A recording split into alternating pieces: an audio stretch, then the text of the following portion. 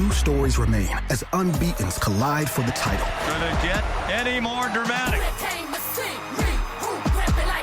Jim Harbaugh and the Wolverines are looking to finish the mission, while Michael Penix Jr. and the Huskies hope to write their perfect ending. The final chapter, and the stakes couldn't be higher. A new playoff champion will be crowned. The College Football Playoff National Championship. Number 1 Michigan versus number 2 Washington. Monday at 7:30 Eastern on ESPN. Thanks for choosing this free Anfield Index podcast. If you'd prefer to listen to this or any of our other shows without adverts, then now's the time to check out Anfield Index Pro. With AI Pro, you can supercharge your entire listening experience. You'll not only get all of our podcasts without the ads, but you'll have them far faster with our Quick Publish feature available exclusively for subscribers.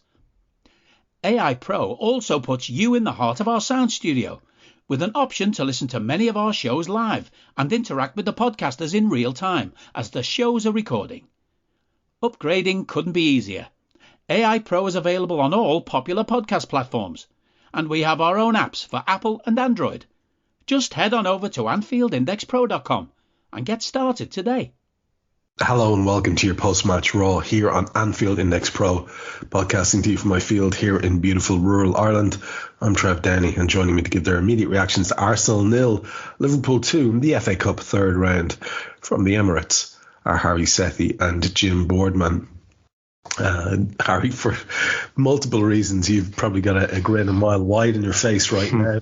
It's a lovely result that has been dressed up by the media. I didn't watch BBC because I got 5 minutes into Shearer and I thought, no. I'm not going to do that to myself if I have an option. So instead I got the incredible ramblings of Gary Breen. But basically both sets of media lads seem to have dressed this up as a smash and grab. Very much so. And I don't think the statistics bear that out. I don't think that's a fair representation. Surely, yes, we can say that Arsenal had the majority of the good chances in the first half, if not all of them, bar one perhaps. But I definitely sort of changed in terms of the ebb and flow after that, and I don't think it's quite the plucky Liverpool grab defeat or a victory from the jaws of defeat narrative that we will no doubt be trying to be sold as the evening goes on. Yeah, no, it's I was saying just before we started recording, the spirit of the FA Cup, Trev, is wonderful to see these kind of games and these kind of results. You're right, the grin is big on my face this evening. I think I've spoken about many Raws together with you and Dave in the past around the North London contingent of my family who. I'm keeping the drafts warm and ready. And perhaps they will be sent. You were telling me to send them all at the start of before we started recording. So in terms of the game itself, I think you're right. I mean, you could tell sort of by the way in which Shearer was commentating. I did listen to him throughout. That this narrative has taken hold around obviously Arsenal's struggles in front of goal. I think they've scored, I think it's 0 goals now from about 6.4 xG or whatever like that. So they're creating these chances clearly. I wouldn't say there were tons of clear-cut ones today, but there was enough certainly for them to have had maybe a more comfortable position in the game. Having said that, many moments in the match today, I have to say I was tearing my hair out a little bit with Darwin and Diaz, and just thinking back to the times that we all got so used to with the likes of Mane and Bobby, and you're just thinking either of those guys in that front three, multiple counter attacks that probably would have been ruthlessly finished, and then the game completely turns. And yeah, as you say, that narrative about it being a smash and grab probably changes, because I think we score from some of those early counters and really take a strong foothold into the game. But with the number of players that we had out, even some of the late omissions that we weren't expecting, like Van Dijk through illness, yeah, it does mean that it's quite a patched up back four, as we'll come to talk about. And there's players in there who've been in plenty of games but still quite young. And of course, they're going to be up for it at home in the FA Cup, probably their best chance of silverware realistically this season. And that's gone now. So I expected them to be up for it. But we've spoken about it before. The resilience of this group of players, even when you are tearing your hair out of them, or a few of them throughout the season, is remarkable. There's clearly a great spirit and energy amongst the group, and you did feel as the clock started to tick on that I'm sure the Arsenal squad were aware of those statistics about how many late goals we score. I'm sure the fans were in the stadium as well, because you could see and hear them getting quite anxious. It just felt inevitable that we were going to, not steal it, but win the game. And I, for one, Trev, am delighted that inevitability is back. Yeah, well, that is a lovely thing, and Harry's right, Jim. We have something about us as a squad, as a team now, where you don't fret in the way that you might have about games getting away from this crew, and that resilience that Harry name checked was very much there in abundance today. I thought epitomised, I think, by the performance of Darwin Nunez, who had his share of frustrations. Two, I think, interestingly profligate sides, you might say, Arsenal and Liverpool in recent games. We're obviously doing a little bit better than them in terms of converting some of our chances. But there's a lot of attacking flair, and then perhaps that cutting edge not quite there as much as we'd like. And Darwin sure was front and centre in a few of those, but then, I think he made like 3 big defensive headers in the last section of the game, and was hugely involved in attacks forward and maintenance of possession and all those kind of things. So yeah, Jim, the plucky Reds went to the home of the behemoth that is Arsenal and took away the victory. It's a lovely, enjoyable afternoon. I won't lie to you. I was kind of indifferent entirely about this, whether or not we won or lost. I'd have been able to dress it up in a way that I could absolutely live with. But to see the way in which it was enjoyed by manager and squad, I think I may have been a little bit askew in my take on things. They've really enjoyed that today. It's a psychological victory as much as anything else. Whether or not he goes completely children only in the next round, I don't think anyone will really care. I heard Dave saying during the week, this is a good one to win because we want to just beat these. And there's a lot to that, and we did. Yeah, I was saying, in fact, me and Jay were both saying on Scouts of Tommy's, we said it a couple of times, that for this game, it doesn't really matter. We've got a heavy month, loads of fixtures coming up, 2 big semi-finals, 2 legs, and really that's the most realistic way of getting to Wembley, because you've literally got to get through 2 games and you're there. So by all means, stick the kids out for this one. It doesn't really matter. And of course, the Jim from 10 years ago would have been fuming with the Jim of today, because I was like, you want to try and win everything you play for. But, as the game gets closer and you see the team that he's put out, which is basically pretty much the only team he could put out if he wasn't going to kind of weaken it in any way. I don't think he could have put a stronger team out. And it's at this point you start thinking, you know what, I really do want to win this. And Dave's right. This is a big game to win, because we've not just won an FA Cup third round tie, which might in the end count for nothing. We could easily go out in the next round and without being too much of a dampener on things. We've done that quite a lot under Klopp in this competition. We've gone out in sort of the 4th round or thereabouts. So, there's no guarantee it'll take us anywhere further. But what it does for us today is it feels like a lifetime ago we played them Anfield in the league, when they were, it was like they were ahead of us in the league. If we could beat them, we'd go ahead of them, and it was all in our hands and all of that stuff. And we drew against them, and a bit of bad refereeing and a bit of frustration on our side that maybe we could have done more to win it. That feels like a lifetime ago now. What's happened since, as they've gone on a bit of a decline and we've gone on the up? Harry's just saying about this being their only realistic hope of silverware, and I don't think we would have said that a month ago. We'd have said, they're still in with a chance of the league, etc. It just feels like it's been a bit of a killer blow to them. And if they're one of our main rivals for the league, the sooner that we sort of knock them out the way by just knocking the confidence, the better. And that, I think, can happen with them, and that's what I think is different with Liverpool. This is a team that doesn't let bad moments turn into bad games, doesn't let bad games turn into bad runs. It's been a while since we've had a bad game, I would say, a really bad game. We've had some slightly disappointing ones, but no really bad ones. doing what we've done today. You know, Darwin's as you just said, he epitomises that with Liverpool. You know, he has a bad miss, but what's he doing the next minute? He's going, getting the ball, winning it back and starting another break. He's saving us from going behind. And I just love the way everyone's got each other's backs. The young lads even coming on towards the end and being part of the team. Overall, it's just, there's moments we're not keen on. But I think if you look back and said, you know, if someone had a quiet word and said, what was the game plan today? I would imagine if you just said, well, we're going to just let them go crazy for the first half. We'll just sit back and be patient, see what comes of it. We'll go and knocking for 6 in the second half, you know, and kind of what we did. Frustrations when you're sort of within the game, but when you look back, so satisfying. So satisfying is right. It really is. I've had an amount of fun watching that game, which I haven't had for quite a while.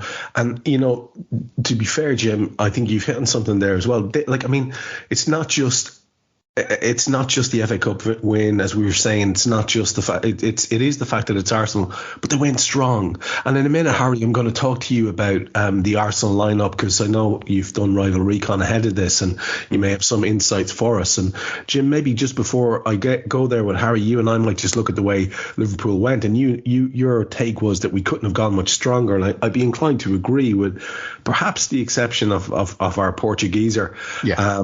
But you know, with Alisson, Trent, Ibou, Kwanzaa and Gomez across the back, that's a solid unit.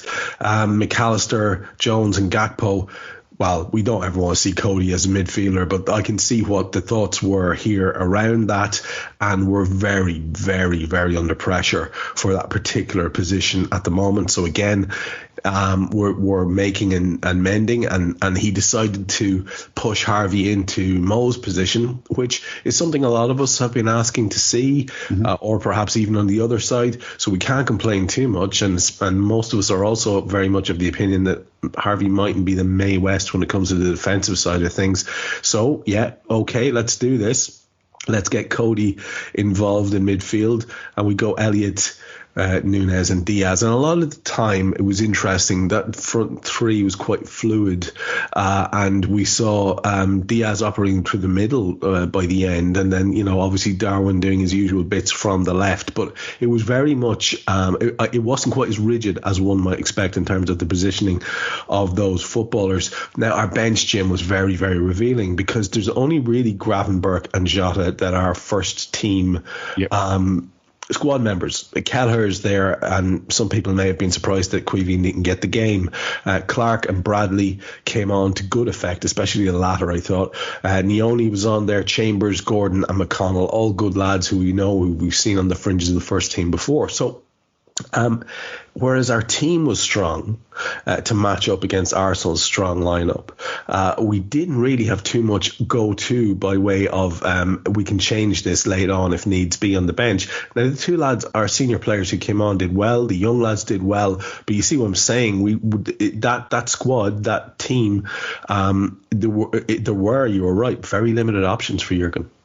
Yeah, and I mean, it hit home sort of during the game when Kwanzaa took that funny tumble where he seems to sort of stand on the ball and hurt himself, and you think, God, it's one of those injuries where players haven't been out for 3 months over something innocuous. In the end, it wasn't. He seems okay, and hopefully there's no ill effects that he's going to feel later on. But yeah, he was thinking, who's going to come on if Kwanzaa goes off? Who's going to slot in? And it's not even like you're looking around the side and thinking, you know, when we had our last centre back crisis, you think of some players you could maybe stick back. Okay, they're not going to be brilliant. You're thinking, actually, who could we stick at centre back? And it was a genuine worry for a moment, thinking, have we got anyone that you would stick in? Because don't forget, I mean, Kwanzaa is the young lad that sort of come through and made a good show of him, and I've been really pleased with Kwanzaa this season. But you know, he's the kind of player you'd be thinking, oh God, when all the main ones have gone, who's next? Oh, does that young lad Kwanzaa can come in? Well, we've already got him in. He's already being used.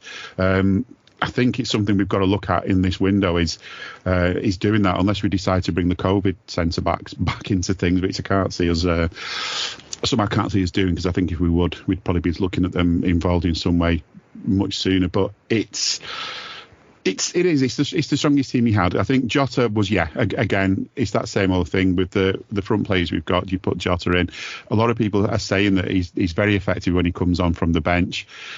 And, you know, it's where he's maybe at his best. But with Salah missing, then there's always an opportunity to shuffle things around. Elliott, yeah, that's what everyone was crying out for. If Salah goes off for a bit, let's give Elliott a go out there. And I'm just not sure. Maybe it just wasn't the game for that. And I when I saw the lineup, I wondered if it would be more sort of 4-2-3-1, if Gakpo would be kind of just behind Nunez kind of thing, and Elliott right, Diaz left. But I think the way the game panned out, maybe that was sort of an intention that would kind of start to happen if we got any kind of control in the game. But in that first half, we had a couple of 10-minute spells really where you'd say we really had control, where we were sort of looking in a way where we're looking to attack. We didn't create a lot in the first half.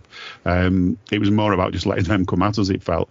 So in that sense, maybe it wasn't the wisest choice to sort of go with that lineup. But then what do? It's still those same plays that you're shuffling around. And the only difference is that you stick Elliott in midfield instead of Cody. And that's about your option, other than bringing on one of the kids. And that's which in a way kind of is what we did late on in the end. And that's something we might see now maybe in the League Cup, because Conor Bradley did make a good show of himself. He was, I've seen him play a couple of times, and the cameos we've seen of him, he looks a really good player. And him playing it right back, let's Trent go into the middle, and maybe maybe whatever we think of Trent, whether he's a midfielder, a fullback or whatever, maybe having him in the middle and staying in the middle is something we can look at doing if maybe give Bradley a go. But overall, yeah, it was the sort of lineup I pretty much expected, with the exception, I really didn't think Alisson would start, but by God, I'm glad he did. Yes, 100%. Trent will come back into this conversation specifically for that observation of yours about midfield or not midfield, because I have issues later on that I definitely want to chit chat around. And I think not to denigrate Cody Gakpo, but we have to give credit where it's due to a man who got a lot of slagging off rather when he came first, who was Wataru Endo, and you really miss his feistiness there in the middle today. And another guy whose form has not been as good at all as it was in the early part of the season on the ball, but off the ball, Dom Szoboszlai is very, very important for us too, even just his engine, the way he gets around. And when we missed that from the centre field unit today, we'll get into it in terms of the details of the match as we go along. And Harry, you and I just have a quick look at Arsenal now. They went Ramsdale, Ben White, Saliba and Gabriel and Kivior. They went with Jorginho, Odegaard, Rice, and then Saka, Havertz and the young lad Nelson, who had a great start to the game. Now, their bench is considerably stronger looking than ours, I would have thought, with Raya, who's nominally their first choice, Cedric, Walters, Sousa, Smith Rowe, Nwaneri, Trossard, Martinelli, and then Nketiah. Actually, I take it back. It's not exactly the strongest bench in the world either, but there are probably a few more difference makers on it than we had. What did you make of the way that old Lego head went? You could see the seriousness with which he was treating the occasion. This wasn't a throwaway game for them. This is one they wanted to win, like you say, perhaps a realistic opportunity for them to extend what I think is Arsenal are the record FA Cup holders, I think. Possibly that was an idea in the back of his head, which he's been very much disabused of. What did you think about the way they went in terms of lineup? Was it as expected? Any insights from your show you think might be relevant here before we move into the details of the match? Yeah, so I mean, I think looking at the lineup and looking at the players who are out, I mean, this is pretty much as close to full strength as he could expect to go. I mean, Gabriel Jesus would probably have played. I think he missed out quite late on with some sort of knee issue. Arsenal fans quite worried about the frequency of his absences now, not helping things in terms of the attacking side of their game. So Havertz, who could have probably played in midfield. I think we've seen Arteta go with that midfield of Odegaard, Rice and Havertz in quite a few games. I think it's quite I'd say somewhat incomplete, not really a balanced midfield. Rice has to get through a lot of work, and I still don't really think Havertz has really settled as a midfielder, despite some of the goals in recent games. As I say, recent games, not obviously in the last 3 or 4, but pretty much elsewhere. I mean, you're looking at Kiro coming in is it sort of left back? I mean, they had some absences there. Zinchenko's injured at the moment. I'm trying to think who else is actually out there as well. But I think realistically, I expected him to come in. You're not likely to see the likes of Cedric Suarez, anyone like that come into the team, given how often they play.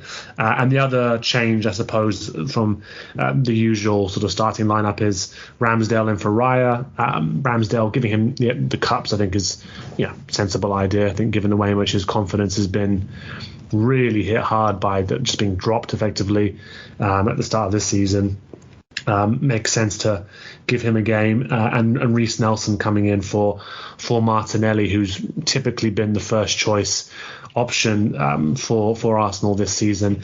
I think that's the big story for them this season, is that changing him for Reece Nelson wasn't maybe the biggest or the most noticeable difference in the world, because Martinelli, for all the talent that he's got, has really struggled this season to have much end product. Has looked quite tired on occasion, lacking in ideas. Seems to have one real plan, and when that hasn't worked, he's not had a real change of gear to influence games more. But apart from that, Ben White, Saliba, Saliba, the best centre back in the league, I'm assured by many folks, and Alan Shearer was very keen today as well. I personally thought there was another French centre-back on the pitch, Trev, who perhaps sort of shaded him. Ødegaard and Rice, we're used to seeing those lot. Jorginho coming in as a bit more of a conservative option, but given the absences, it makes sense. They're still missing Partey as well, who I think would make a big difference, I think. But again, we have to factor in that Declan Rice was signed, we're led to believe, to replace Thomas Partey. So the fact that they sort of need him still to balance things out, I think says quite a lot. So, I mean, Trossard's been an option off the bench for them. Emile Smith-Rowe barely plays for them anymore, which is a shame because it looked like a great young talent. And then Nketiah, he was the one who I thought perhaps, with Jesus missing out, do you opt for the striker who, maybe he's not the required quality, but he makes a striker's runs, he's a striker's movement, he's got those instincts, as opposed to Havertz, who I think we saw many times today just is not a killer at all in those situations. And I think it just only emphasises the problem they're going through at the moment. So it's 1 win in 7 now for Arsenal, and like I said a bit earlier on, they're creating these chances, but they're just not putting them away. Harry, I believe, thanks to Adam Petruccioni here in the chats, that AFTV are going back full Lego head out, and I think we as a fan base, given recent news, we can offer solace to little Mikhail about how he possibly could relaunch his title credentials. There's a man available. He's over in Saudi Arabia. He's a great lad, a midfield maestro par excellence, and he wants back. He wants back. Can you imagine the beauty of Rice Henderson in there? It's only going to go well. So I hope that's a thing that happens. I'm just putting that out there because I think that's important energy to have out there in the world. You're trying to manifest that, Trevor. I am manifesting the hell out of that, Harry. Like some sort of special powered manga character. So I will say one thing, Trevor. Actually, just sorry to interrupt you there. Is that if you think AFTV has peaked already, I just briefly for the listeners, imagine how Arsenal Fan TV might react or discuss that clip ball to the far post. Just that clip ball to the far post.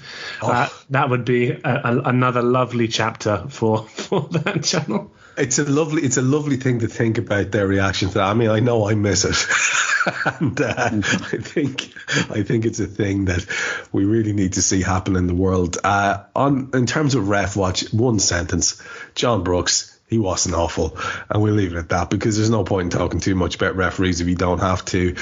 Jim, let's you and I talk about this first half, which is very much Arsenal's. And when we talk now about the first half of the first half, we'll go up as far as maybe 25, 26 minutes or so. And it is all them, if we're being honest. 3 minutes, there's a long ball over the top from the keeper, which isolates Nelson against Ali, who kind of forces him to go wide, and he ends up slapping his effort into the side rigging.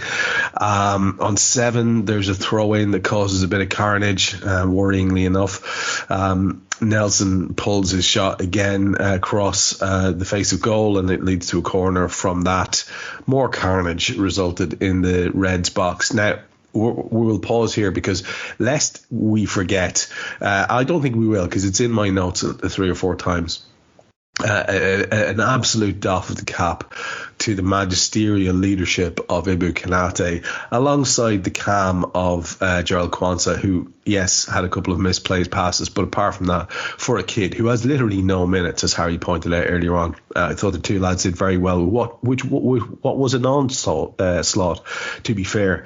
It continued on 8 minutes. Another shot, this time Havertz with a go. Ali deals with it quite comfortably. A huge Ibou Konate block on 10 minutes, and then Odegaard hits the crossbar as it comes back to him, rattles it, and then there's another blocked shot on the far side. I'm not sure if it was Havertz that time. We had our first decent move. 10 minutes elapse here where they are not in the ascendancy, but neither are we. Nothing really much happens. And on 21, we have our first decent move of the game, which leads to a corner. And from that, there is a chance to the cruise. Darwin gets a lot of space, appears to be comparatively unchallenged. Of course, that's an awful lot to do with the run that he makes as well, and heads the ball wide from that corner. Nice pressure by the Reds on about 24 minutes. Nice football being played by us. It felt like the first period of the game. You were talking about these little spells we had in the first half. This felt like the first extended one. Jorginho got away with a yellow card, had a bit of a cry at John Brooks, and nothing happened. Bear that in mind later on, because something similar happens when another one of our players, Harvey Elliott. And then Jim, on 26, a decent Arsenal move ends up with a Saka shot, which is saved by Ali. He had clashed with Ibou Konate in the build up to that. We saw Konate go down holding his head. We were a little bit worried. He was down for a bit, but got up and continued, and like I said, was absolutely imperious from that point on. In terms of the first 25-26 minutes there, what did you pick out of it, apart from the fact that we can't really argue? We'd have to give their flowers to them there. They were very much the superior team in terms of ball dominance and chances created, for whatever standard of chance they were. At Kroger, shopping with pickup and delivery is the same as shopping in-store. Same low prices, deals, and rewards on the same high-quality items. It's one small click for groceries, one big win for busy families everywhere. Start your cart today at Kroger.com. Kroger, fresh for everyone. Restrictions apply. See site for details. Save big on your favorites with the Buy 5 or More, Save $1 each sale. Simply buy 5 or more participating items and save $1 each with your card. Kroger, fresh for everyone. Are you that person who has everything? The coolest merch and those must-have fan threads? Well, over at our Anfield Index shop, we've gone that extra mile when it comes to pimping up your Liverpool collection.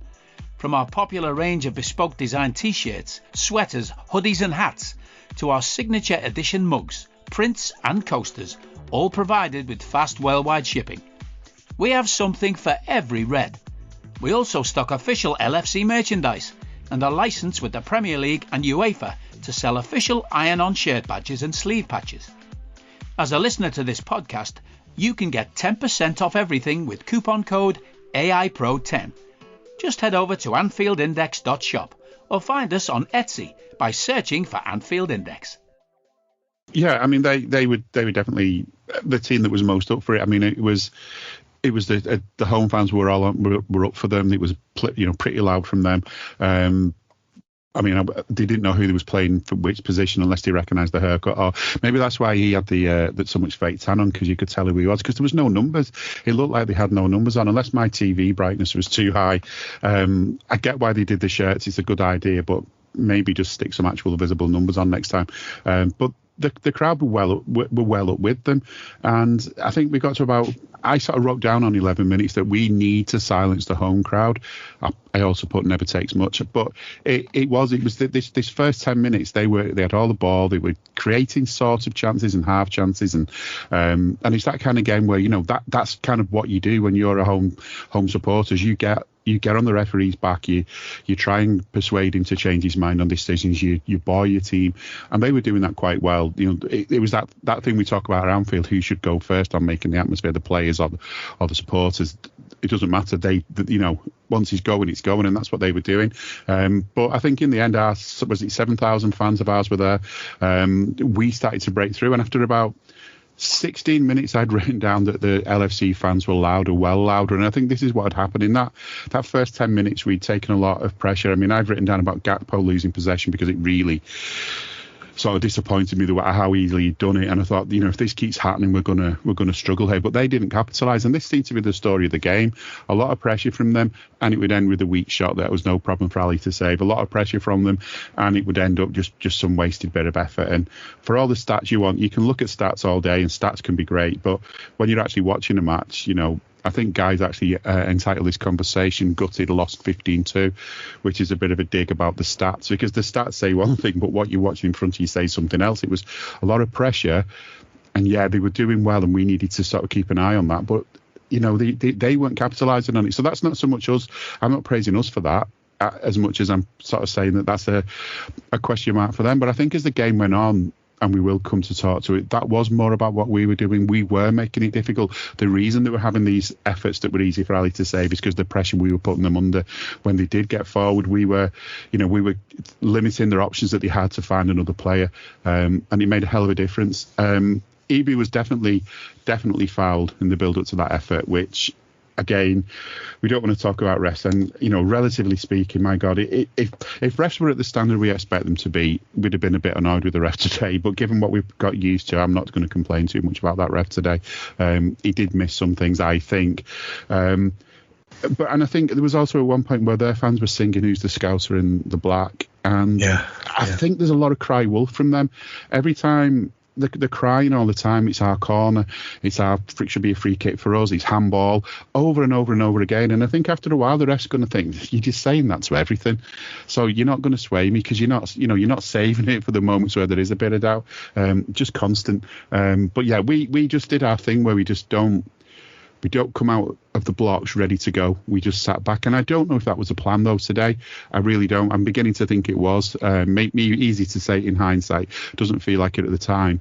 But by sort of not coming out the blocks early on, just keeping an eye on them, restricting what chances they do create to not being really good chances, to weak efforts and all the rest of it, that as the game goes on and they run out of steam, we come into it. And that's kind of how it played out. Now, whether that was a plan or not, I don't know. I'd love to think it was, but I don't know. With us, who knows?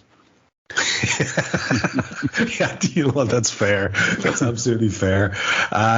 Harry, if we take the second half of the first half, and we'll try and land on a couple of players here if we can, but it's more about our defensive work in this half, if we're being perfectly honest. 29 minutes, they're back on it again. Havertz has a shot blocked after a bad giveaway by McAllister. Now, Trent played them the ball, standing in the left centre-back position. He played the ball into midfield to McAllister, and McAllister was sloppy and got caught in possession and allowed them to get this break. And they should have done better, and Havertz should have done better over the course of the game for sure.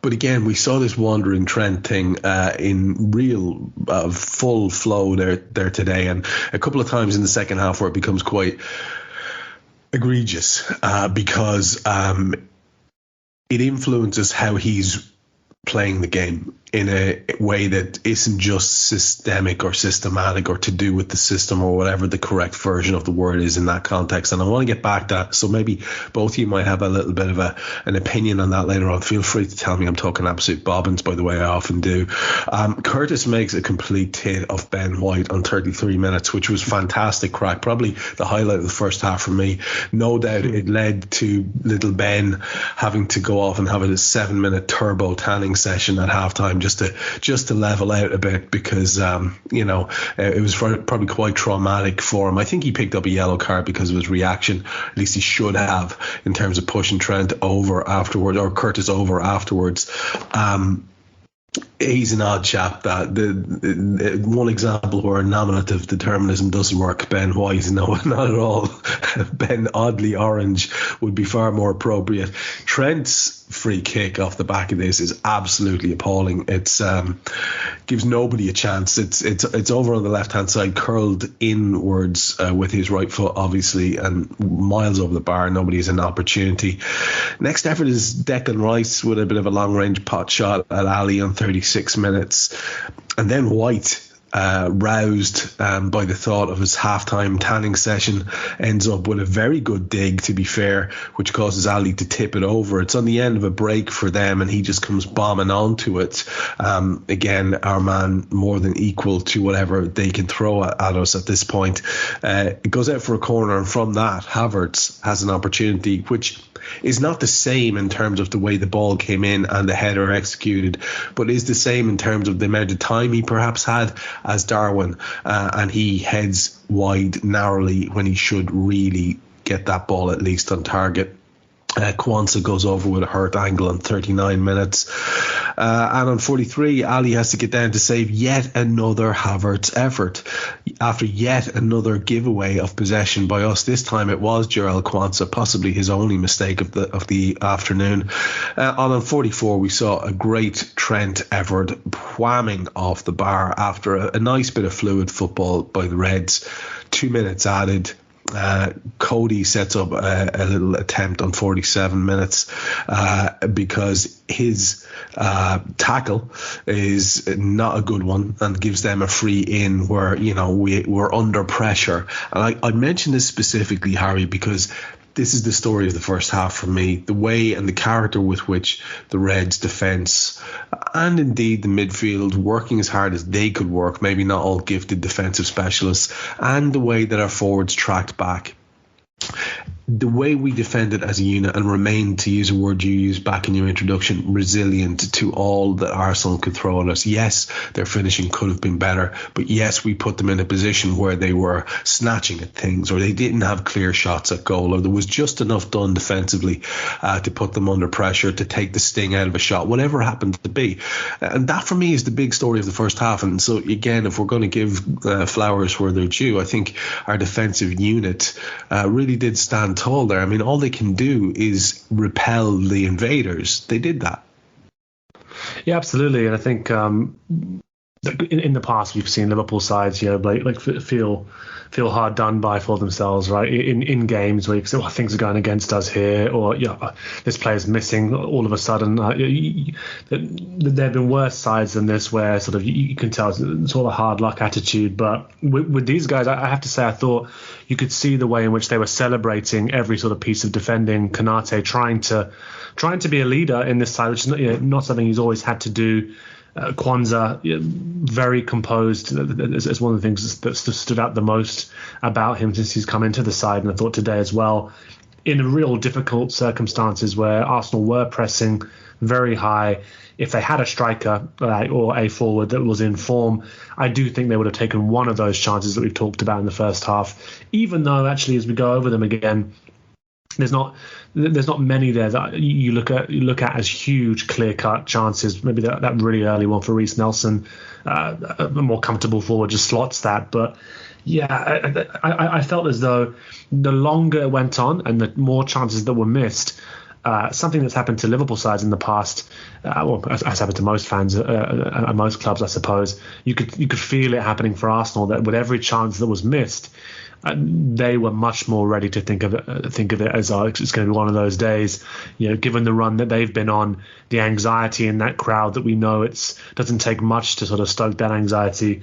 I felt that, yeah, with every chance that we defended, even though we were living dangerously, that it was having more of an effect on them, which is, you know, obviously always a positive. And again, when you're coming out to half time, I felt, well, we can't play this badly in an attacking sense in the second half. We are going to show more threat. They are going to have to throw more and more at this and leave themselves exposed. So we're just hoping we'd get in at half-time without conceding a goal that I think we could all have probably accepted was maybe deserved by Arsenal in that first half. But you did see as well in those counters, we talked about the Trent opportunity, a couple others, that when we did counter, we couldn't quite get the final ball right, but on occasion you could see if we could figure that last pass out, or that last bit of movement, that we were, I felt, actually creating some of the more dangerous chances. So I was encouraged by that, and I think you had to have your context for the game in mind when you're watching it, right? These are much changed side, really disrupted, players working hard for each other.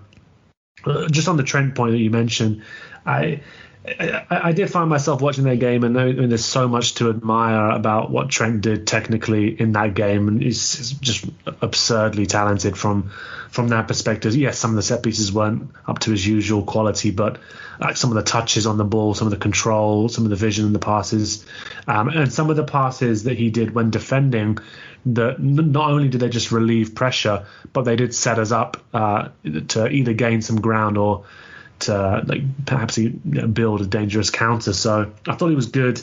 I just think that we'll come on to talk about it in the second half, but it's so clear to me at this stage that I don't think this guy wants to do the defending that's necessarily associated with a fullback anymore. Certainly doesn't want to do the 1v1 stuff, because it's hard, let's face it, and he doesn't quite like doing it. And I thought Martinelli showed him up a couple of times, but one thing you can say about this side is that I think they're all fighting for each other, Trev. Whenever somebody did go out of position or did go on a bit of a mazy run, you found others filling in to support them. You did, and again, it's not to dig out Trent, but it's important that we have a balanced discussion. That's what we try to do here. So we're not just going to talk about fanny about and talk about, well, wasn't that a great shot that Trent hit there? That was so fun. I mean, yes, we can all enjoy these things, and they're the things that keep us happy. But when we get to this later on in the second half, you're right. It's the Martinelli arrival that really, really starts to show up as an issue, and we'll talk about it when we get there. In terms of the first half, Jim, before we go straight to the second half, you and I, was there anyone else you wanted to pick out in terms of performance, good or bad there? Just quickly, without going on too much about Trent, I just saw a quote from Martin Keown, and he says, play Alexander-Arnold in the midfield, that's where he wants to be. You wouldn't play Gerrard at right back. He mustn't have seen the Champions League final. I think one thing just quickly on that as well is I've said in the past, I think it's difficult doing two jobs at once, which is kind of what Trent ends up doing in this role. And today he had the armbands, so in a way he was doing three jobs at once. And when I've seen him, I mean, you see it more when you're lucky enough to be at the game as well. You can sometimes see it more. You see the difference it makes to his game when he is just allowed to be in the middle, and the difference it makes to our game, because then we've got the width, not just the width going forward, but the width when we need to defend when things are coming the other way. And I think he just feels like he's trying to sort of mind the shop, and he's in, he's also at the back of the shop dealing with the deliveries as well. He can't do everything, so that's something we need to look at. But we did enough to just keep them at bay in the first half, and I honestly thought at that point that a good team talk at half time, a good sort of look at what we're doing, maybe even some slight tweaks with formation, not expecting any substitutions so early given how few and far between our actual experienced players we had on the bench were. So I thought, we'd made it through. We'd made it through the first half. We'd done enough. We kept them at bay. We definitely had something to build on, and I think, again, Ali was just looking, of all the players that you could have left out today or might have thought about leaving out today, he was definitely the one. Even by that stage, I'm thinking he was right to sort of start with him. All due respect to Queeves, but I think it would have been a different story if we didn't have the world's best goalkeeper in there today. Oh, I think it's a really important shout. I'm glad you said it, because it's easy to take that guy for granted and breeze through a show like this without even giving him a mention, because we've come to expect that level. And, that's why we talk about if we see anything dropping off from the likes of Trent and Mo over the years, because these are such wonderful footballers. And great shout about Ali, because we would have been in bother, I think, without him, not necessarily because of the standard of the chances, but he has a big impact on those ahead of him as well in game, so that's important to remember too.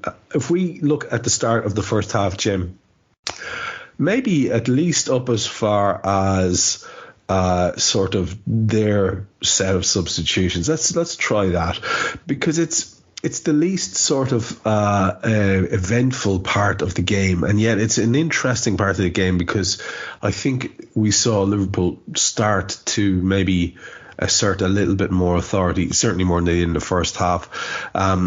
It doesn't start that way, though, because on 49 minutes, there is a ball over the top to Saka, which they tried to do a couple of times, isolate him. But Gomez did brilliantly defensively, absolutely fantastic. And then within seconds, he's up the far end in his improvised left-back role, cutting in and blasting a shot over the top from long range. He clearly believes that goal is coming. I thought it was overall much better pressure from us. Luis Diaz bright in this period. An actual chance was fashioned on 53 minutes when Darwin got onto a great ball by Trent. He cuts in and he shot narrowly wide, just sort of wide of the top corner. It's a good dig, good carry, decent play by our attacker, good ball by Trent, more good pressure. After that, a couple of shots blocked in a row. One of them at least was Darwin Nunez on the 56-minute mark.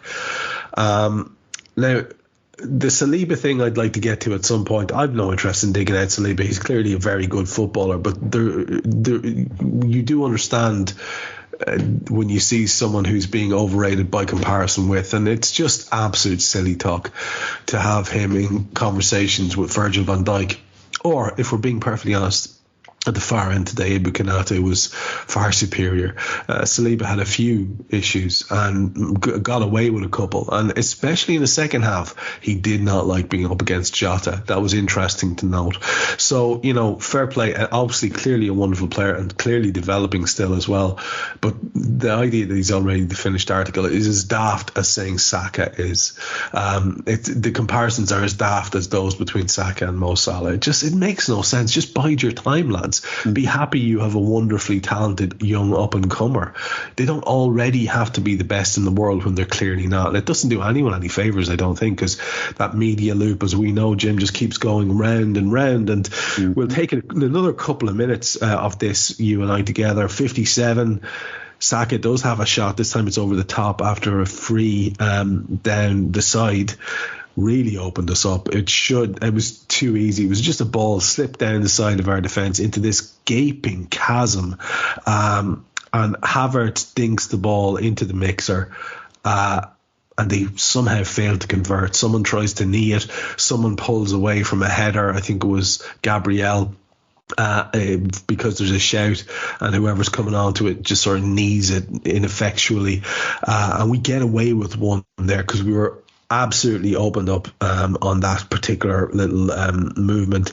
We bring on Gravenberch and Jota on 58 minutes for Mac and Cody.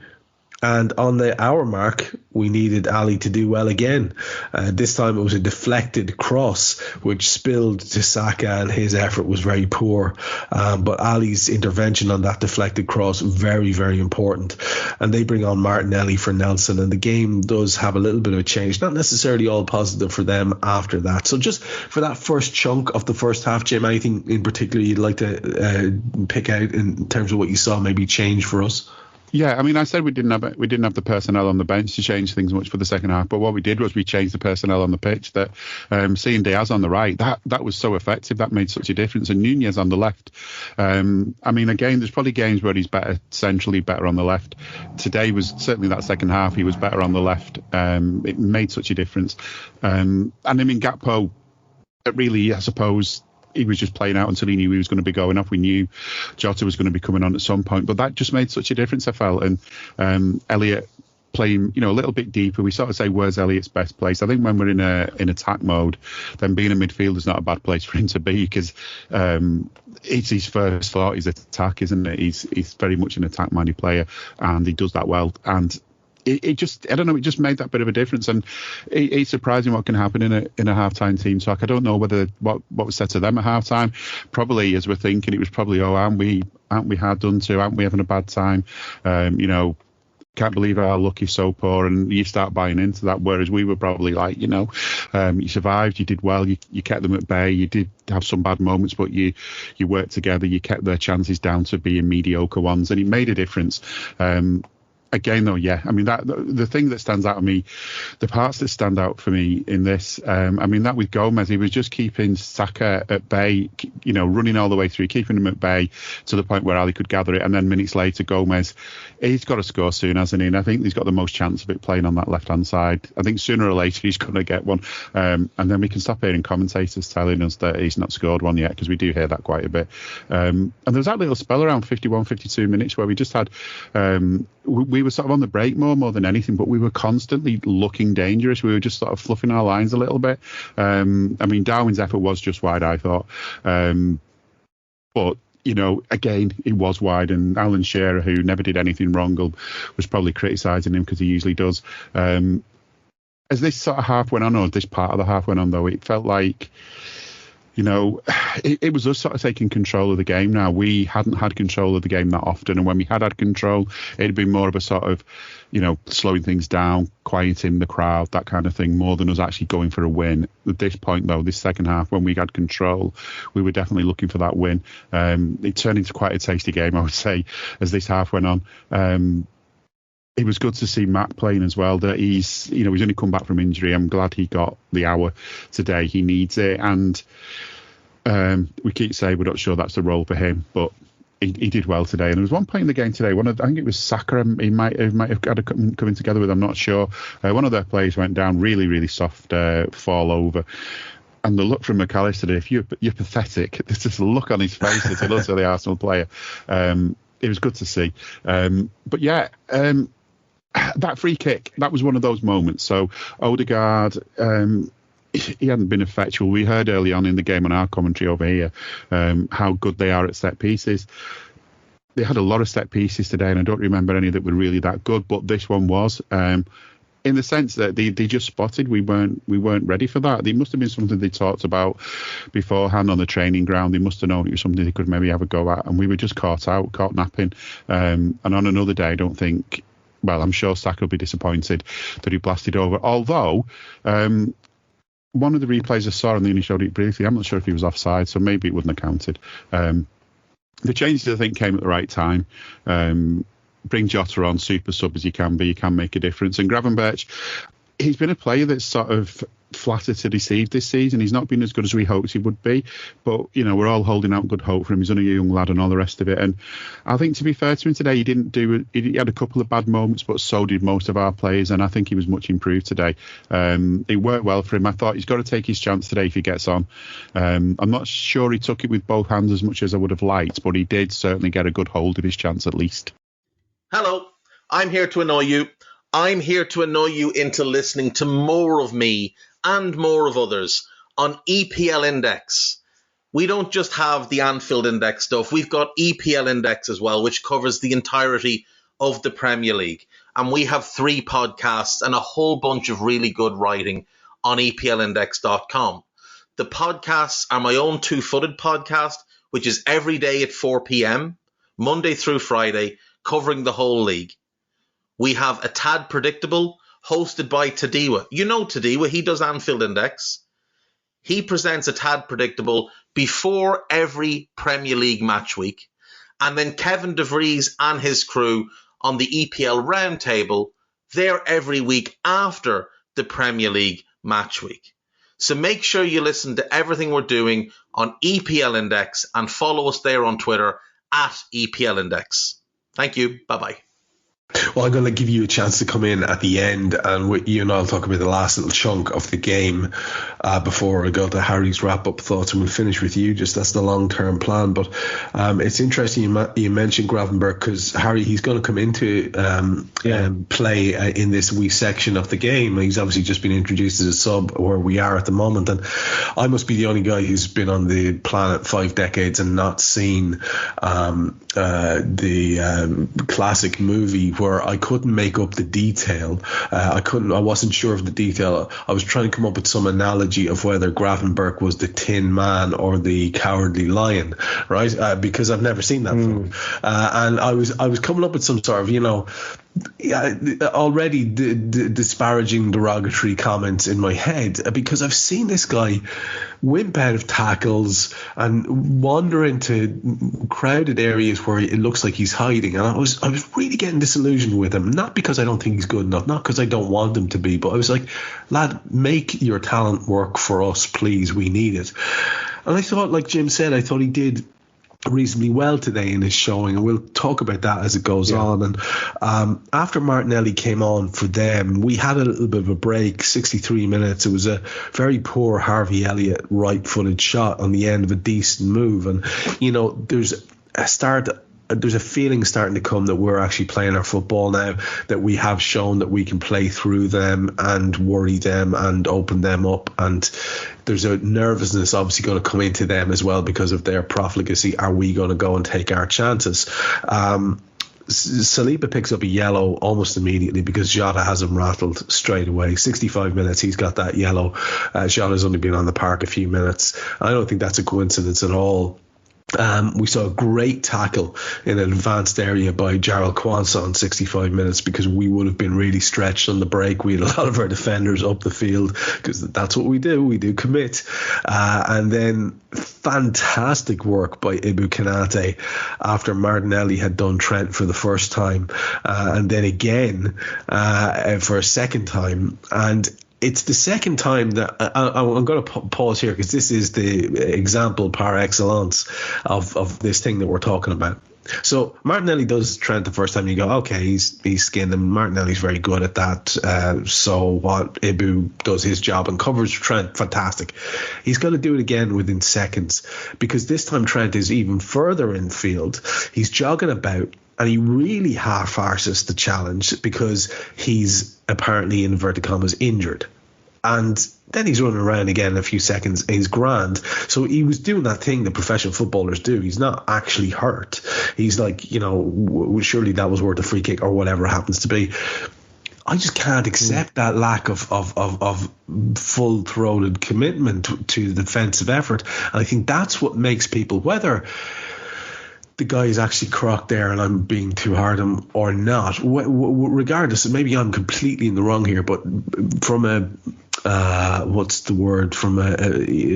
visually, from a eyeballs on the pitch perspective, the game that we see, you can understand why people are saying, hey, he's not even trying there, because that is what it looks like, and it doesn't take long for these narratives to develop, and I just don't want to be hearing it all the time. It's getting tiresome, No, I know what you're saying. I think you've nailed it in terms of sort of what my issue is with this. I mean, I think you've got to preface any of this by saying, I mean, Trent has performed at a ridiculously high level with different variations, different iterations of Liverpool since Klopp came in, since he came into the side, of course. And I think Trent has also played games against most of the best wingers in the world, and I would say pretty much has covered himself in glory. But like he's done himself proud in the vast majority of those games. I can think about multiple very talented wingers that Trent has performed well against. Most fullbacks would not like to be left 1v1 against excellent dribblers, fast, excellent dribblers. That's a tough thing to deal with for the best fullbacks in the world. Aaron Wan-Bissaka aside, I have to say in that case, based upon what I hear from the United contingent, is obviously the best 1v1 fullback in the world. Yes, it's the attitude, Trent. Trevor. It's the in those moments now. There's an indifference to those moments that you look at it and go, at least pretend to be putting in a bit more effort to stop your man from beating you comfortably 1v1. And the point I mentioned earlier on about people helping each other out, which I thought was a really great aspect of today's game. Ibou, I thought, helped Trent out a whole bunch of times, and that's great. That's and if that's the understanding of look, this is a guy's a difficult winger. We're expecting him to perhaps beat me here, and Ibou's going to cover for me. Great, fine. But I do think it's the casual nature of the defending in those 1v1s at times that is a bit disappointing, because actually I thought there were plenty of moments today where he did really effective, important defensive work, showed composure in good moments, which shows you, he has still got that defensive mindset about him. He still knows what he has to be doing in these moments and how to do it correctly. I just think there's an indifference about these 1v1s now that does make you think, okay, maybe is this guy who's in this compromised role at the moment, halfway house, is his head already on the next thing? Which I think it is, and that's fine. If that's the case, that's fine. But we'll have to deal with that in terms of probably bringing in a right back who's just lives for the 1v1s, lives for that stuff, and that will set Trent free if he is to be a midfielder to do what he wants to do creatively. But I don't think you're being too harsh, Trev. I think that we can appreciate the greatness that this kid, no doubt he has, whilst also say, like, he's giving them easy ammunition. Yeah, I think that's fair. It's like I say, important to try and be balanced in the way we look at these things. And you know what, Mr. Gravenberch's involved straight away, because after that corner that they get because of that second Martinelli where Ibou has to intervene, it's Gravenberch who clears the ball. On 69, Darwin breaks. He plays the ball just inside to Luis Diaz, who, I don't know, there was something about the way Luis Diaz sort of reacted to the cross. Obviously, he had gone too early, or maybe Darwin's ball was bad. Yeah, bad. It's probably a combo of the two. Darwin looked a bit exasperated. Diaz didn't react as quickly to the ball going behind him as I think we'd all have liked. And it was just a bit of an unfortunate situation because, again, like you said earlier on so correctly, if we had either of the two boys from previous iterations of Liverpool, I think that's dead, and it's a goal, right? And anyway, on 70, Harvey picks up a yellow because he goes in to a tackle which is hardly a serious one at all, and has a little bit of a grouse at the referee, kind of like Jorginho did earlier on. But anyway, he got off with it. Harvey did not. Another good foot in by Gravenberch on 71 minutes. Saka has a bit of a dig over the top on 72.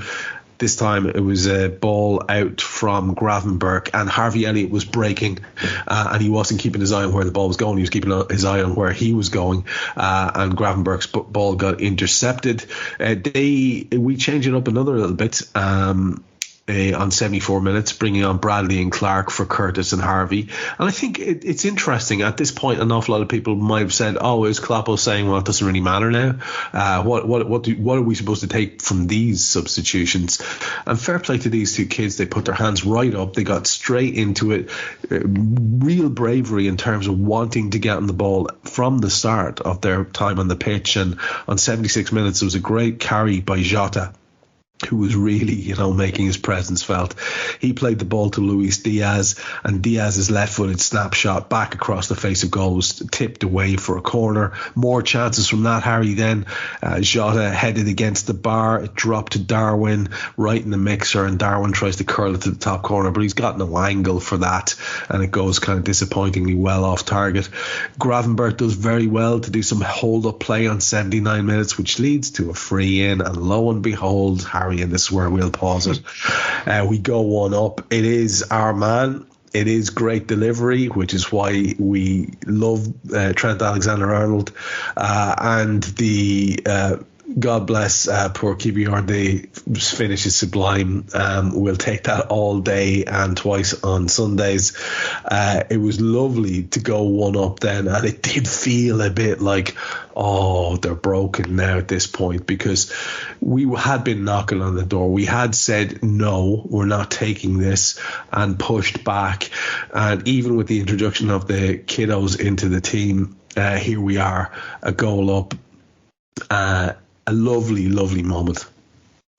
Yeah, and I think, this is something that Arsenal fans have gone through in the recent sort of run that they've been on. A similar kind of performance where you think with possession, with maybe the number of chances or whatever that they've carved out, that they should be doing better, and then a team goes up the other end and scores and makes the most of their one chance or what they're getting. And when that starts to happen quite a few times in a row, and you hear the discussions around this side, like, do they need a striker? Are any of their forwards truly world class?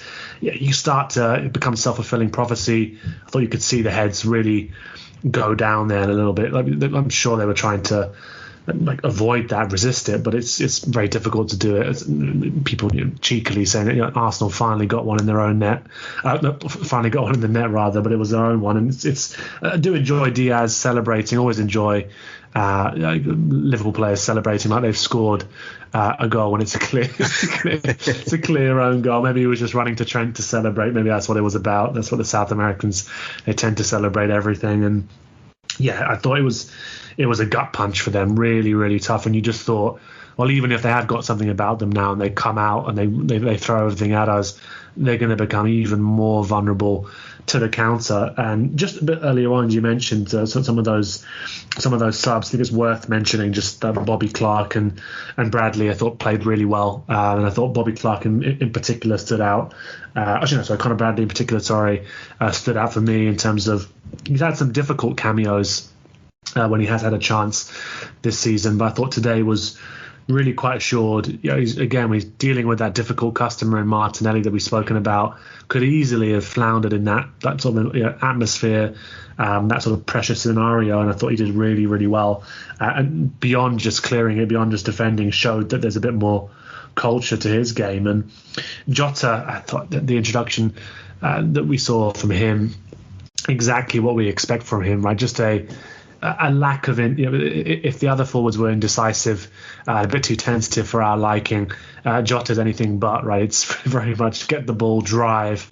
Okay, this is the way we're going, lads. This is the objective of this sport. It's the net. We're going towards that, and if I can help you get it in the net, great. Otherwise, I'll do it myself. And then there's a real single-mindedness to him, which makes him so effective in these situations. And just in case we don't mention Gravenberch again, Trev, I thought he's one that I thought had a really promising start to his time here. I think you can see the things that are negative about him are things that you'd hope. Well, I think the coaching staff are probably aware of some of the individual-minded stuff we've seen from Curtis, right, in the past that has been coached out of him. The lack of knowledge and intensity of the pressing, again, that's going to be coached into him. I think he probably would be playing a little bit less often were we not sort of missing a few players. But today I thought he showed some of the other sides of his game, and the fact that he's a big guy, he can hold onto the ball, he's technically gifted, didn't just hoof it on a couple of occasions when we had counters. He thought about what he was doing, and that helped us build moves. So I thought it was a promising cameo from him. Like, he's not lighting up the world at the moment, but for me, there's enough raw ingredients there. You can see that if they get their chance to mold him and he's responsive to it, there's a real promising player there. I think you're right. And it's nice to see the flashes of what we could get from him in these matches. And Jim, if you and I see the match out, I'll then go back to Harry for his wrap-up, so we'll finish the show with you with yours. We're on 81 minutes at this stage after the goal, and there is an absolutely outrageously brilliant Ibou Konate tackle. He plays a ball to Trent. Trent launches one of those diagonal bombs, which ends with Luis Diaz shooting over and possibly should do better. It's a great break by us, but set up by that outrageously good tackle by Ibou Konate, who, like I say, was by far, I think, by some distance our most important and best performer on the day. Darwin covered back for a little bit of defensive work, ended up standing on Saka, which led to a free in on the left, and from that they did have a chance on 84 minutes. Havertz headed again, and again it was off target. I thought Bradley did really well against Martinelli on 86 minutes. They bring on Trossard at that point on 87. Trent is trying to force the play a bit on 88, gives the ball away. We end up a minute later with Gravenberch taking a yellow card because he has to foul Odegaard lest they break. A couple of those moments for us where lads take one for the team.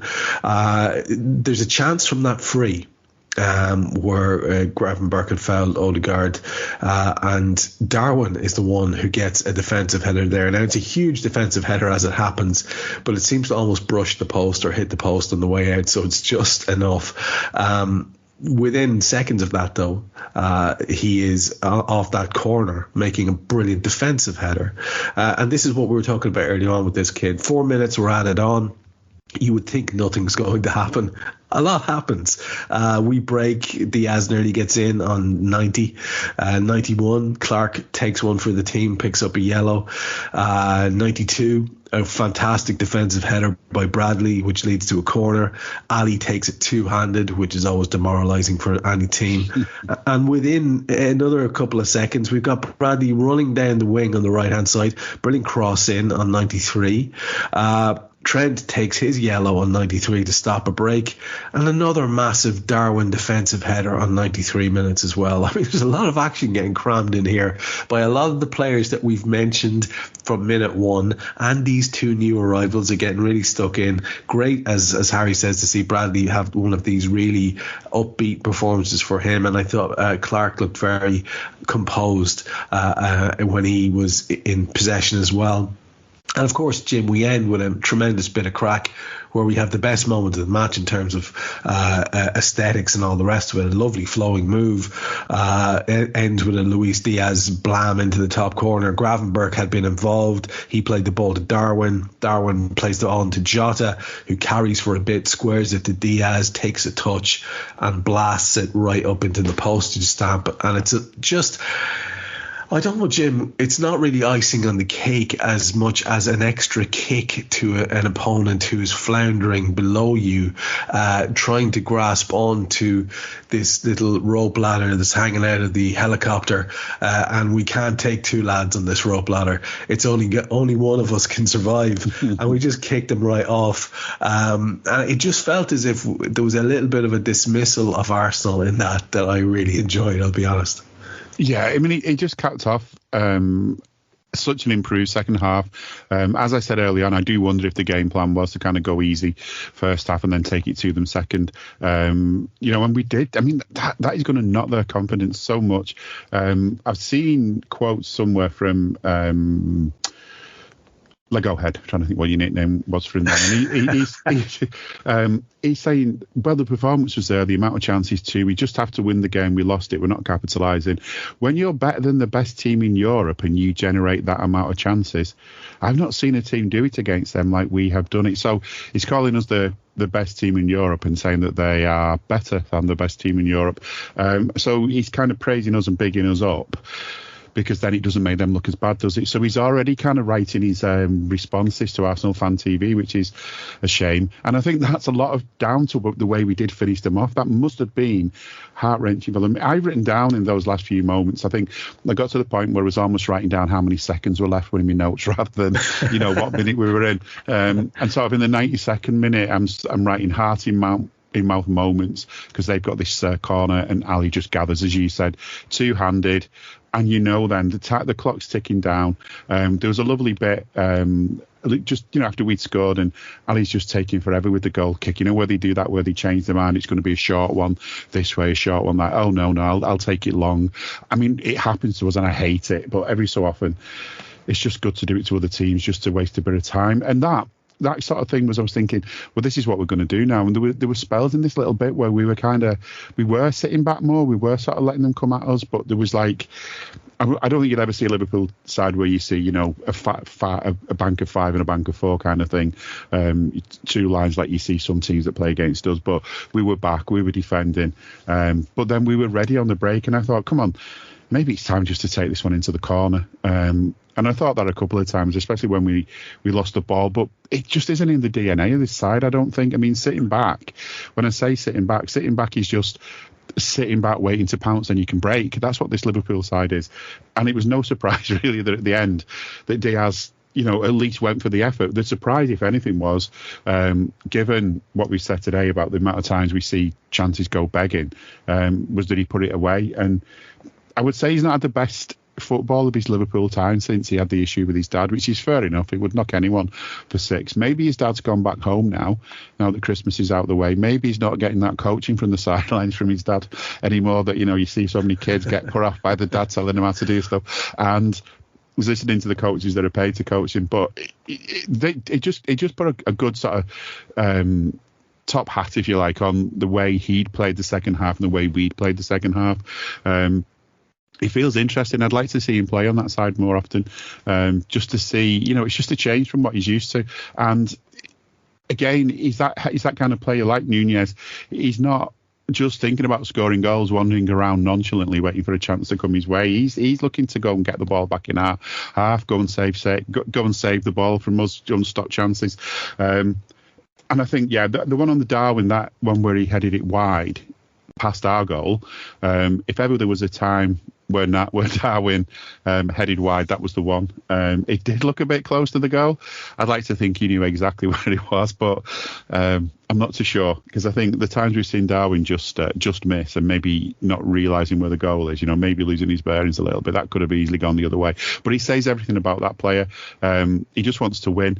And when we look at individuals and we sort of pick individuals out and we start finding fault with individual performances, sometimes we forget what they do as the team and what the sum of the parts is with this team. We've got some amazing players in there, some amazing parts in this team, but when you add them all together, I do think we've got a lot more than what you get if you just look at them individually. It's going places this side. I really think it is going places. Long way to go still this season, long way to go in this cup, but it was just like a little nail in their coffin, and it was so nice at the end. I don't need a VPN. I've got nothing to hide. This is what I used to tell myself before I hooked up with LibertyShield.com. Not only is my home internet now fully encrypted, but I can now access all the websites I want, whenever I want, and do so from absolutely anywhere. As a Liverpool fan, I love to know I can now watch every match, regardless of whether it's on UK TV or not. My Liberty Shield VPN makes sure nothing is blocked and guarantees me super fast streaming speed throughout that match. You can get connected right now with their software package, which includes a 48-hour no-obligation free trial and instant access to their apps for Apple, Android, Fire TV, PC, Mac and Android TV. Or go a step further like I have and get one of their pre-configured VPN routers. These small but powerful devices allow you to easily connect every device in your home to VPN, making it the perfect solution for smart TVs, Mac boxes and games consoles. Visit LibertyShield.com today and use coupon code AIVPN25 to get 25% off at checkout. It really was. It really was. And you know what? You're right. There are so many aspects of this team that look like they're starting to look the right way. And there have been really excellence from the start of the season. Credit where it's due as well. I think both of you have mentioned it, and it would be remiss of me not to at some point. But credit to Harinder and Aman Singhi and all the rest of the travelling cop, because I thought fans were absolutely outrageously great today. And you're talking about a place where, to be fair, they were right up for it, the opposition. They were very loud, they were very boisterous, and our lot were absolutely putting it up to them. I thought that was tremendous, and it does help. And that celebration at the end with the fans and the team was absolutely heartfelt. And that's what I said. It actually gave a little bit of a different spin to me at the end, watching that, to see how important it was to all of those. I mean, Darwin Nunez is fucking delighted with that win. He's going around, he's giving nuggies to Luis Diaz. He's so proud of his wee mate for getting that late goal. This matters. So every time we see the Reds win, it's a good win. And I'll be back to you, Jim, for your final thoughts in a second. Harry, let's get yours now, as long at the end, anything you might have coming up, because it's a weird spell this for the next while. Of course, we do have another match quite quickly, and then we've got that is 11 days or something between that and the next one. So give me your summary thoughts then on this today. Anything you wanted to pick out that we left to one side or anything like that? I think you mentioned it earlier on, right, in that it's about us making like any title rivals or potential title rivals like feel as though they're not on the same level. And I think we get a chance to go to the Emirates next month and do this all over again, probably with a very different performance, you'd imagine. Hopefully, Egypt have had a horrendous AFCON, and Mo's already back, hopefully. But I expect that to be a much different game. But I think it's another message, another statement that's been sent out there. Yes, it's the cup. If we'd lost, and let's face it, we could have lost that game, I think people would have rightly been a little bit indifferent towards it, because we do have a lot of games on at the moment. I don't hear anybody mention anything to do with the quad. It doesn't exist.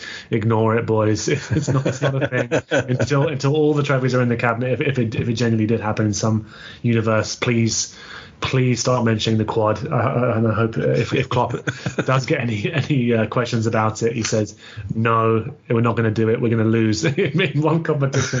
I want him to kill it, because we've seen how that really does tire your players out, and we've already got 10 of them missing at the moment for one reason or the other. But really positive performance. I mean, there's few better ways to win a game like that.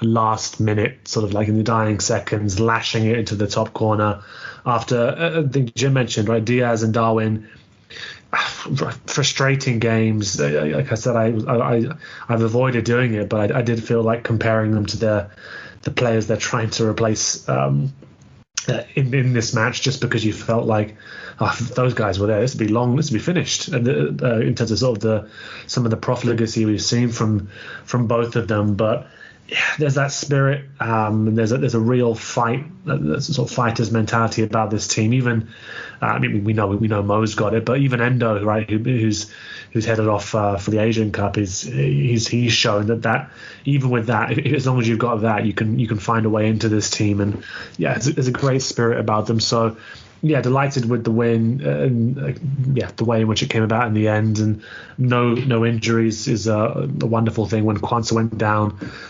for that sort of brief moment, I was very, very concerned, considering the paucity of our defensive options. But a number of really big performances. Konate should be mentioned. Kwanzaa, Trent, another terrific performance. Thought Mac looked slow to begin with, clearly getting some sharpness back, but that's important.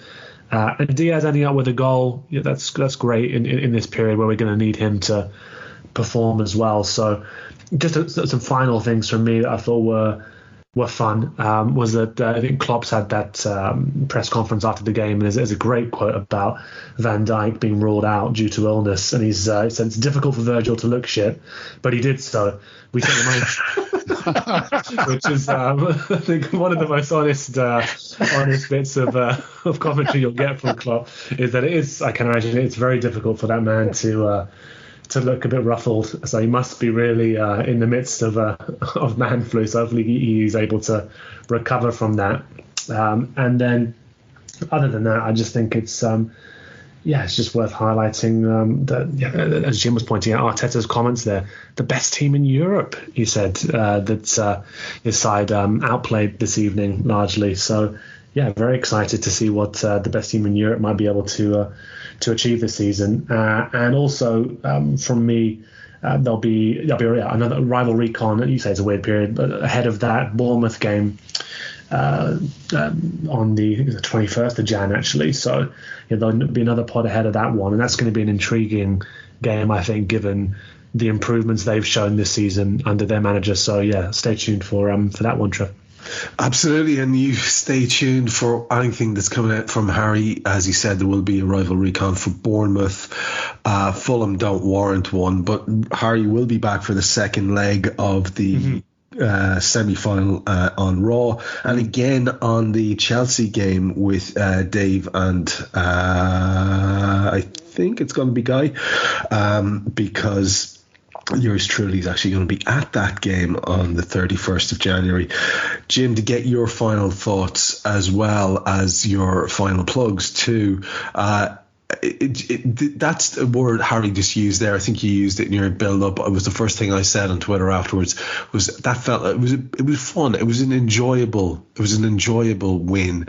The kind of thing that puts a big old smile on your face going into a week that can probably not be, oh, I better touch wood here. You would imagine shouldn't be able to be ruined too badly, because it's the first leg of a semi-final. No matter unless it's absolutely appalling, it's always going to be get back into a bull. So you'd like to think that we're going to be smiling for a while, and it just felt like a fun moment that's there to enjoy. Who knows? Who cares about the next round? As someone said on Twitter, some wag said on Twitter, I think it was my mate Chris from Empire podcast, do we get the draw now, or do we have to wait till Pep Guardiola sends in the decisions? But anyway, it'll be whatever it'll be, and we'll see what it is. It just felt like fun, Jim. It did. I mean, maybe David Moyes will be there with his hot balls doing the draw. We'll find out. Excuse me. he's been known for that in draws before. Ryan Gravenberch, there was just one moment, and I took a note of it, because he lost the ball and then he went and won it back. Now, I know that's, in the whole scheme of a 90-minute game, that little moment, but that's the difference, I think, in the Ryan Gravenberch from today and the one from a bit ago, is that he messed up, right? Every player does. But then you do what you can to put it right, and he did what he could to put it right. So, this is a little thing. These are those little moments. We talked. I mean, everyone looked at it when the subs were made on this, whatever it was, 75 minutes, the two young lads coming on and thinking, what does this mean? He's bringing kids on? Because normally that means you've sort of given up, or you really think you've done enough. We didn't. It's just that was the bench that we had. We didn't have much choice. And you're saying bringing the kids on, and you're thinking, well, Curtis is 22 and Elliot's 20. Bradley's 20, Clarke's 18. So, yeah, they're younger, but not much younger. They've got less experience, yes, but they're still, how do kids get experience? By being used. And I think that today, that experience for those two would have been massive. Being part of that game at the end when we won, it's going to be something that lives long in the memory for them, and it's going to make such a difference. And talking of the future, Ibou, it feels like Ibou and the way he's been playing this season so far, Kwanzaa, this could be our future sort of back to pairing that we see, centre-back pairing that we see. We at the moment, you would probably always argue that you'd want Virgil and Ibou as your two if everyone's fit and well, and you've not got to worry about rotation or anything. That's who you'd stick in. I can see, obviously Van Dijk's going to get to a point where he does look ruffled in a different way because he's getting on, and he's going to sort of step to one side. And I just feel like this could potentially be our future centre-back pairing. And, if they keep developing the way they are doing in their own respective way, then that's not going to be a bad couple to have at the back and something to really look forward to. Another thought I've had today is that after games, time and again, you see players talk about they score a goal. They say, what matters to the team's more important. And you think, yeah, you're just saying that. You loved that goal. You wanted that goal for yourself kind of thing. But this is a team, I think, who do care about the teammates. And, it's not about the glory, although, yeah, everyone, they all have a moment of hot-headedness where they maybe have a shot at goal, where they should have had a pass. Ball goes blazing over the bar. But, on the whole, it is a team that thinks about what's for the greater good and for each other and for the whole lot of them. I hate to use the word group, so I don't want to use the word group, but what a group this is. I hate that word because it's what Brendan Rodgers always used to use. And two more things quickly on this. It's about time. I keep saying this. Maybe I'll have to start a campaign to change the rule on own goals. Give it to the last player on the side who touched it when it went in, the goal belongs to, because that's another one that Trent could have then. But, never mind. I don't suppose it'll happen. Just sick of seeing own goals. Like, who wants to be credited with an own goal? You'd much rather give it to the attacking player. And, one thing as well that just jumps out at me from today that we kind of almost forgotten about was we weren't that bothered before the game. We've all said that we weren't that bothered about this game. Now it feels good. Now we're glad we did it.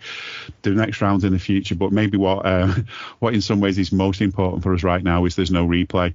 So we've got a League Cup game, a so-called winter break. Yeah, that's not really a winter break, but we've just lessened that pressure on us a little bit. So the month isn't going to be quite as heavy as it could have been. Obviously, we've got a fourth round tie to play, which I think's still in this month. But at least, there's some room in between places, and it's one less game to worry about, which is good because we've not got to play quite so early in Europe as well. I'm just glad with the win, and I'm sorry I didn't get more excited about it beforehand. I'm sorry I played it down so much, but maybe that just adds a little bit more joy to the whole situation. That a game we weren't that asked about, we went and won.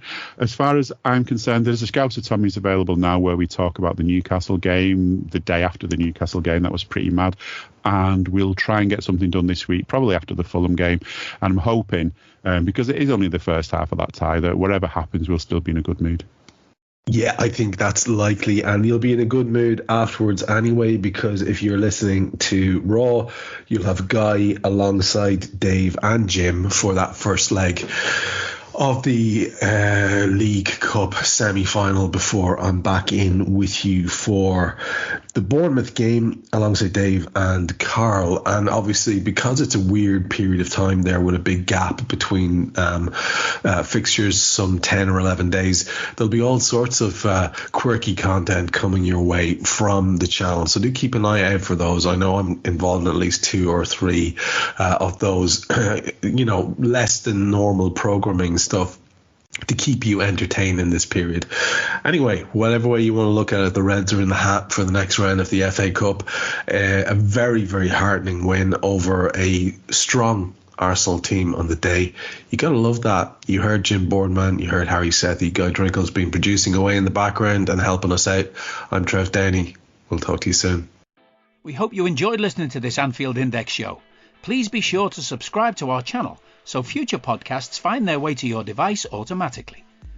There's nothing quite like fan engagement, and we'd love to know what you think of anything discussed on this show. The best way to get in touch is over on our free Discord community, where both podcasters and listeners debate the hottest LFC topics 24/7. Sign up free now at AnfieldIndex.com/Discord. You won't regret it. You can also follow us on Twitter at Anfield Index and find us on Facebook by searching for Anfield Index. Oh, and before you go, we'd love it if you could leave us a 5-star review on your favourite podcast app. It only takes a couple of seconds, and it means the world to the people who create these free shows. Sports Social Podcast Network.